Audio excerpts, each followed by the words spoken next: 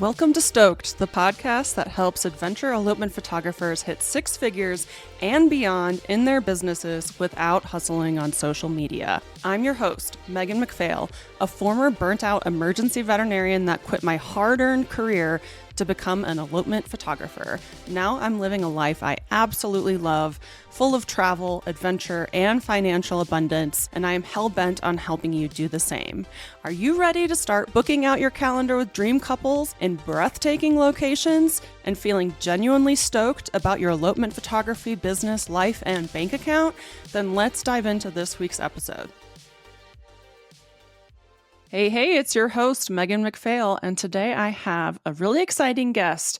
I have Natasha Cardinal, who is a Washington-based elopement photographer, but she wasn't always a Washington-based elopement photographer, and that's exactly what we're going to talk about today. Welcome to the podcast, Natasha. Hello. How are you? I'm so glad you're here. So I want to hear some of your backstory, though, because your photos are freaking beautiful and you have so much talent. So I want to know, where did that all come from? How did you get into photography? What is your backstory? Yeah, totally. And oh my gosh, thank you so much. You're welcome. Flattered. Yeah, I went to school for photography. So I have a bachelor degree in photography and digital media. And I'm originally from New York. So I grew up in New York City, in Queens. And while I was in college, I had no intention of becoming a wedding or elopement photographer at all, actually. When I graduated, I was doing commercial work. So I was shooting for hiking and camping companies, doing some branding and marketing work. And doing weddings was just a job I had on the side. So I worked for this photographer who worked out in the Hamptons, in Montauk, out on Long Island. And it was just a gig that I had on the weekends, and it paid really well. And I could not have a 9 to 5 thing all week while I was in school. And it was really great. But the weddings were totally not my vibe at all. They were these huge, 200-300 person weddings and tons of family drama. And it was always at a country club or a golf course, or just was this big production event, which was totally fine. It's just not my vibe at all. And yeah, it was just a job I had on the side. And then towards the end of when I was working with this photographer, I had a friend that I grew up with who knew that I was shooting weddings, and she was getting married in the Adirondacks. And she had asked, if I wanted to shoot her wedding, and it was going to be a lakeside wedding and very summer campy vibe. And they were going to bring their dog, and it was going to be really intimate and all about lawn games and just hanging out, and people could go in the lake and go canoe if they wanted. And it hadn't even occurred to me at the time that weddings could be this thing, that they could be fun and outdoorsy and very intimate. They didn't have to be this big production situation. And I ended up falling in love with it. And then it kind of just rolled into other friends asking, and just family friends asking if I would shoot their wedding. And it kind of slowly rolled into me doing this full time. And now I've been full time for almost 8 years. That's awesome. And I love that you brought up summer camp vibes as one of your inspirational moments, because I feel like a summer camp vibe wedding is just amazing. Just knowing that that exists would also have gotten me excited compared to country club giant production weddings. So that's super cool. So you were successful kind of shooting New York weddings for many years, but then you moved to Washington. So what caused the move to Washington? Yeah, so around when I went full time with weddings, I actually had met my husband, Brian. And right from the start, we had both known that we didn't want to stay in New York. It was a condition of us dating. On our first date, we were all right, cool. We don't want to stay in New York. We probably don't want kids. And we are just tired of dating in the dating pool. So we were these are the rules we're laying down here. So right from the start, we knew we wanted to move. And he had come to Washington before, and he loved it. And I had always wanted to visit the Pacific Northwest. And I'm just all about the moody, mossy, rainy mountains. And it's just a vibe all the time. And we both love hiking and backpacking and camping. We did the van life thing for a little while and loved it. So yeah, it just was kind of a natural place for us to move, where we could be close to the outdoors. Just mountains were so much more accessible than anywhere. Like to drive anywhere that's even close to deep forest in New York, you got to go like 5 hours up to the Adirondacks. Yeah. And it's like living in Washington, that stuff is my backyard now. It was someplace that we knew we always wanted to move. And then we finally took the leap. Again, it's been great. That's so awesome. Yeah. I feel like Washington is such a vibe. I am like, as you're talking about it, I'm like, dang, I need to plan another trip to Washington Yeah, because come it's hang so out. cool. Yeah. Like, hi, I'm here. Let's Yeah, go it's just hiking. perfect. Like in the summer, it's dry and beautiful and like 75 and sunny and like Mm-hmm. just so gorgeous. And then all winter, it's just like moody and rainy and foggy and get all the Mm-hmm. standard Pacific Northwest vibe for everything. But yeah, come visit, come Yeah. hang out. We'll go to Mount Baker. Yeah. Totally. Yeah, I would love to. But your business didn't really do very well when you moved out to Washington, right? What happened there? Because people all the time ask me, like, what if I move? What do I do with my business? So, what happened when you moved? Yeah, so it was super scary. We had known that we were going to move for a couple years. So the way that I kind of initially approached it was like in the beginning of my business, I was getting almost everything from like the knot and wedding wire, which like I was paying a Mm-hmm. stupid amount of money every month to list on their website. And it's like the couples I was getting, some of them were my dream couples, but it wasn't great. Mm-hmm. But just over the years, I had built everything through like word of mouth and vendor referral and everything. So then moving, I kind of lost all of that structure. So we spent about 2 years before we moved flying back and forth and Mm-hmm. like booking stuff out here so we could have some content and advertising through like the Knot and Wedding Wire and Instagram and kind of building relationships with vendors.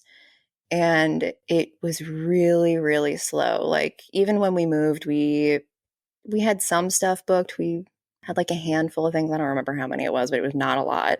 Mm-hmm. And I had started second shooting again for another photographer after Mm-hmm. going from having this successful business in New York. And I hadn't second shot for anybody in years. And I made a point to try and build relationships with photographers that were here and planners and other vendors. But it's just such a slow process. Essentially, you're building up your business from the ground up again because you lose all of that structure that you have that you had in place for so long.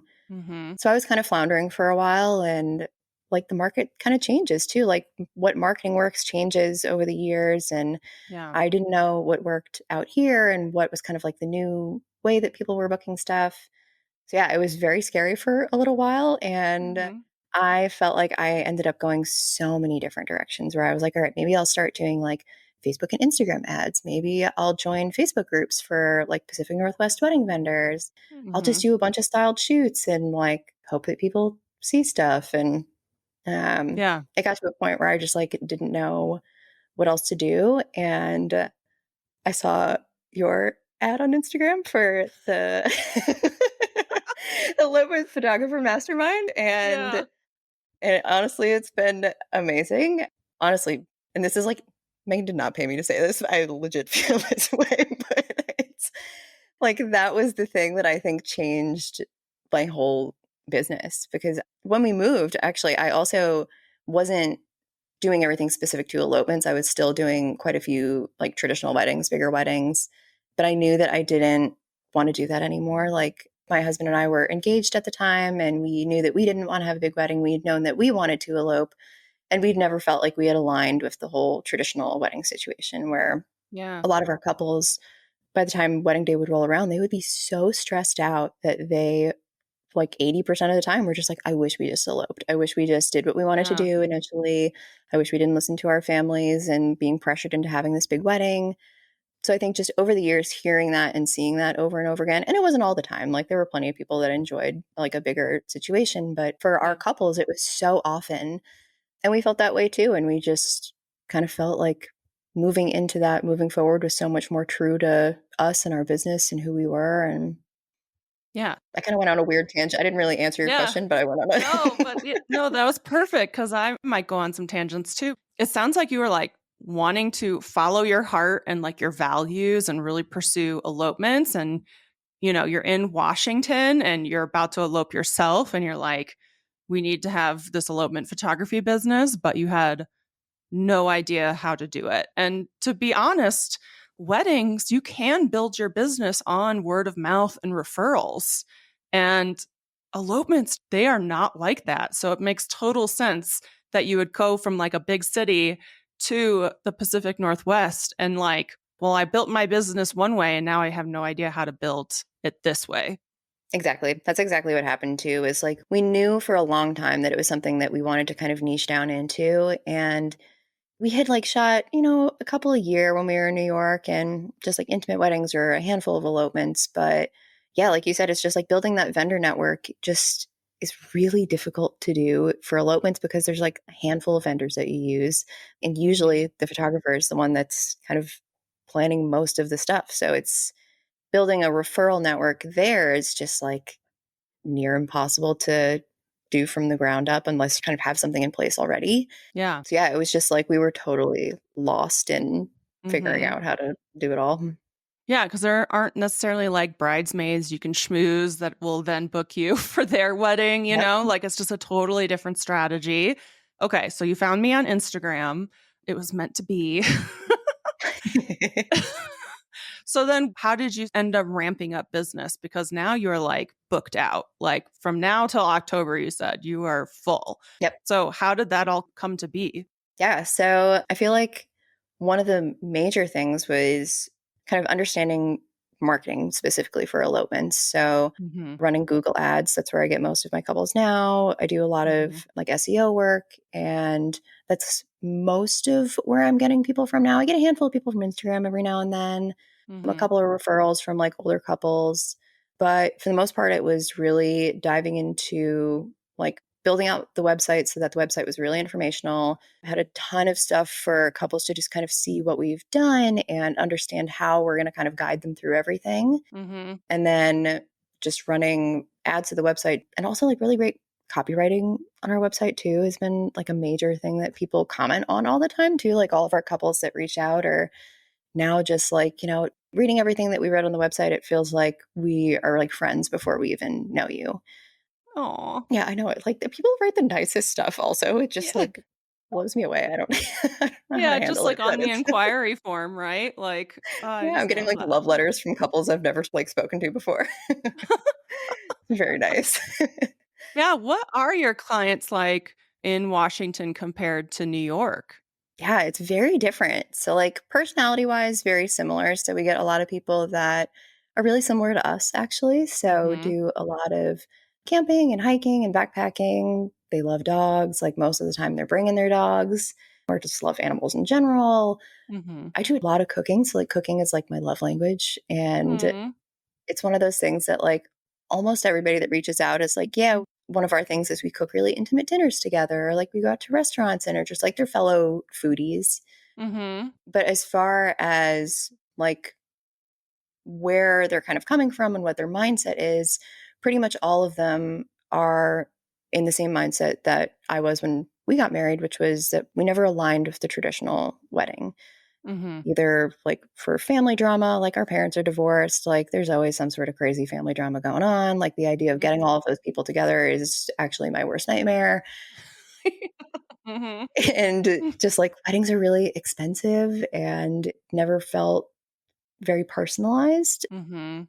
And almost all of our couples, word for word, will be like, yeah, it just never felt like us. We always wanted to do something that was out in nature. And we wanted to just do something that felt special and quiet and intimate and just focused on like our relationship, Yeah. which is so nice to hear. And I feel like is like something that's lost in the traditional kind of wedding world a lot of the time. Mhm. And like 80% of our couples are coming from out of state.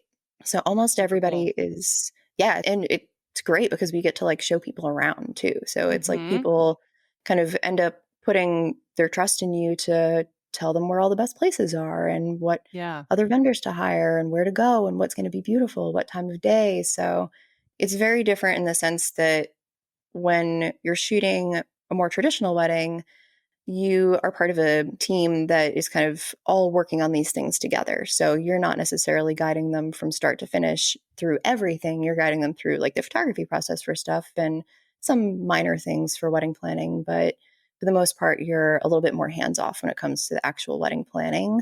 Mhm. But with elopements, it's like 80% of the job because planning Yeah. everything up front, and you're not just a photographer, you're also a guide and you're a destination specialist for where you are. And you're Mhm. also like a dress fluffer and like a dog leash holder and like Yeah. a hiking guide. And so, Yeah.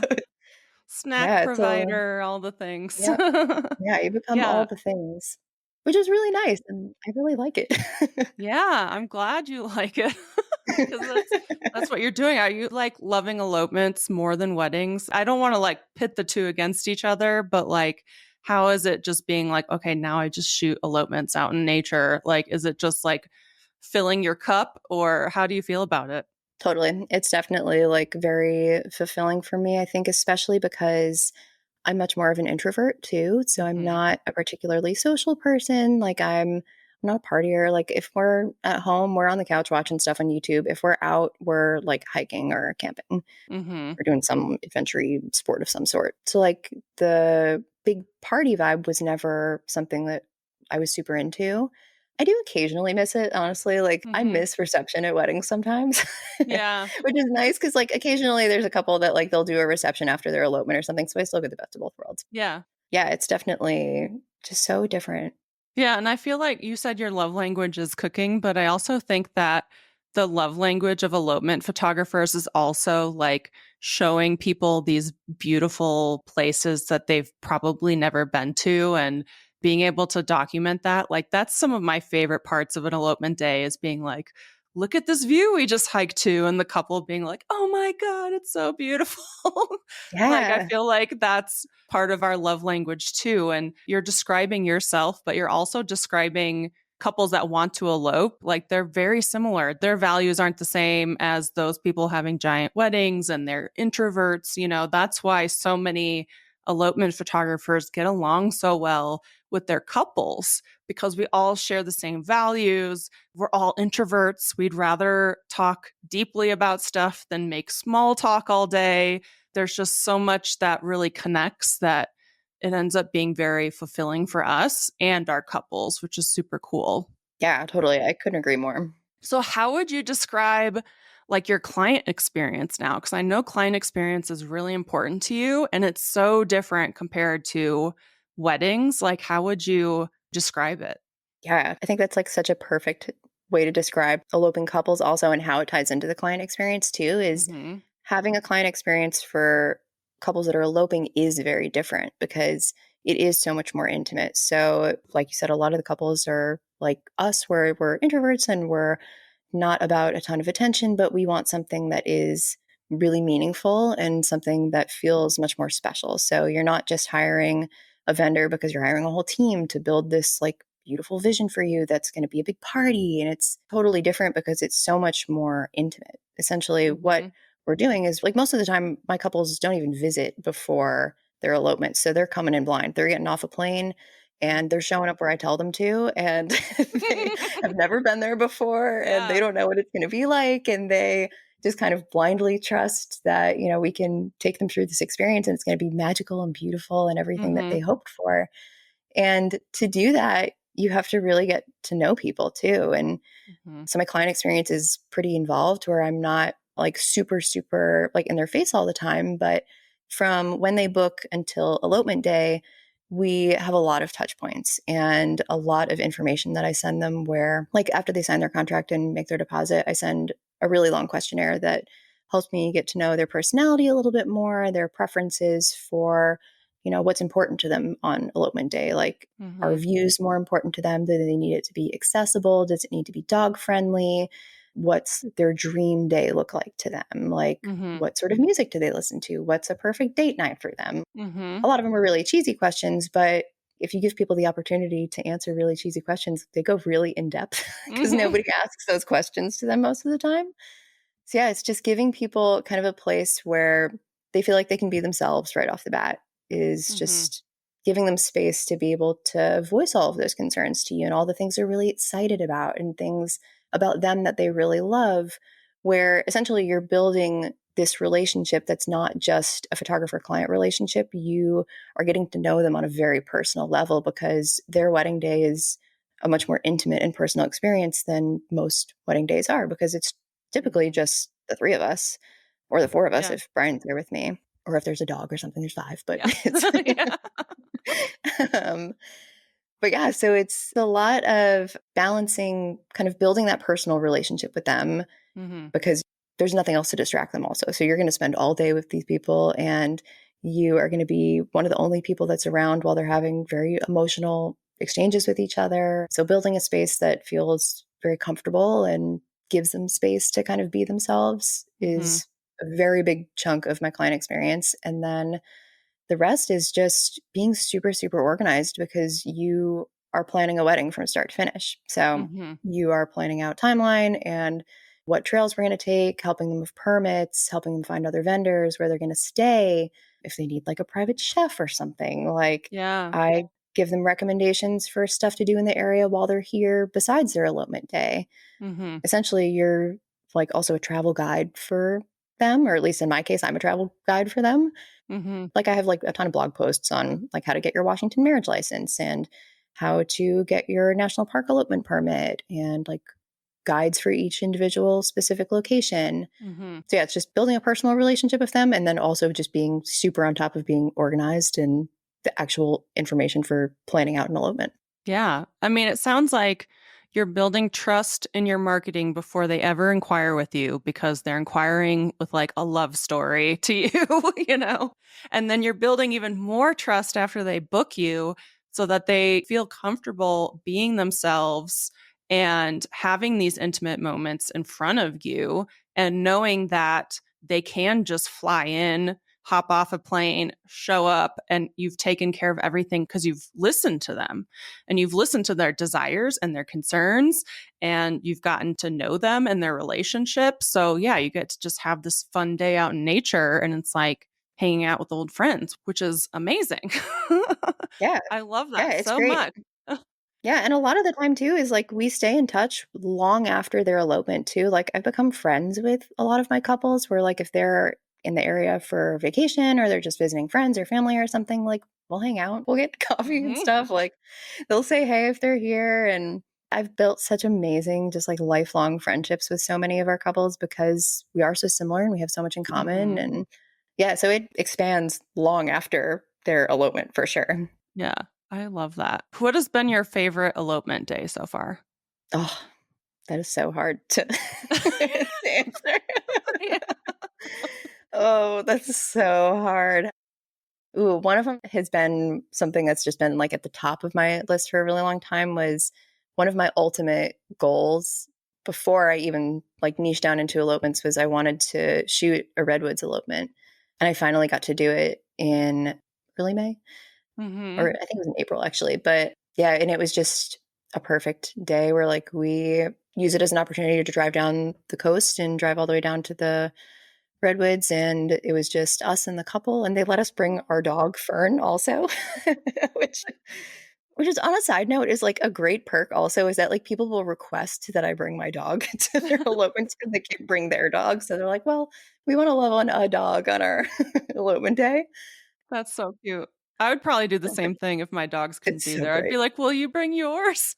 Yeah, it's so great. Fern gets so much love from everybody, and I love she's a it. ham. Anyway, Mhm. so Redwood's elopement was phenomenal, and they did a sunrise to sunset situation. So we split our day. The way that we planned it actually was that we were supposed to do half of the day at sunrise, half of the day at sunset, and break in the afternoon for lunch. And we ended up having such a good time that they invited us back to their Airbnb for lunch, and we cooked like chicken sandwiches together and grilled a bunch of stuff and played with Fern in the Aw. yard. And like it was magical and wonderful, and then ended with like cake on like the Oregon coast, and it was like moody Mhm. and misty and beautiful, and it was so perfect. But it was one of those things that like ever since I started shooting weddings, that was like such a huge goal of mine was I just wanted to, get to a point where I could shoot an elopement in the redwoods and it would be this like magical experience, and it was Mhm. even better than I ever could have hoped for. So it was like this huge milestone that we finally hit this year. Oh, I love that. Weren't you in the mastermind when you booked that? Because I feel Yeah. like that was a huge win that you shared with us was the whole Redwoods elopement that you booked. And that was in my mind. I was like, I wonder when I ask this question if she's going to talk about the Redwoods. Yeah, yeah.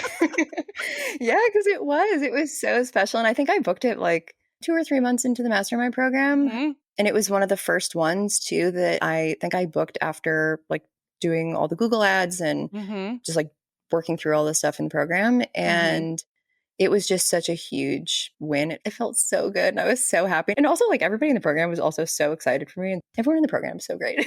Yeah, I'm like getting goosebumps just thinking about it because, like, that's such a huge sign that you're on the right track. I feel like that was just like this big blinking sign that was like this big thing that you wanted to do. You just did it. And you're just going to have more and more wins after this. That's super exciting. Well, I'm so Yes. proud of you. Oh, thanks. I'm so proud. You've come so far. You've like realized your dreams. You've followed your heart, all that stuff. And I just love seeing you thriving in Washington. I just think it's the best thing ever. Where can people find you on Instagram if they want to follow your journey? Yeah, so you can find us at thecardinals.co. So cardinal like the bird, Cardinals. And yeah, come hang out, come follow us. Thank you so much for being on the podcast. I hope you guys out there listening are inspired that you can move states and still have a successful job. You can pivot from weddings to elopements and still be a successful photographer, and that you should follow your heart and your values and do what feels right to you. And you'll be making lifelong friends and stuff, right, Natasha? Yeah, with plenty of dogs too. I'm telling you, like, is the Yeah. second, it's pretty great. Well, thanks so much, and we'll see you next week. Thanks so much for joining us on this week's episode of Stoked. If you enjoyed the show and you'd like to help support the podcast, please subscribe, leave a review, and tell a friend. If you're looking for more inspiring elopement photography content, check us out on Instagram at Megan McPhail. And if you'd like to hear more about my business coaching and how I can personally help you hit six figures as an elopement photographer, then check out my website at www.meganmcphail.com.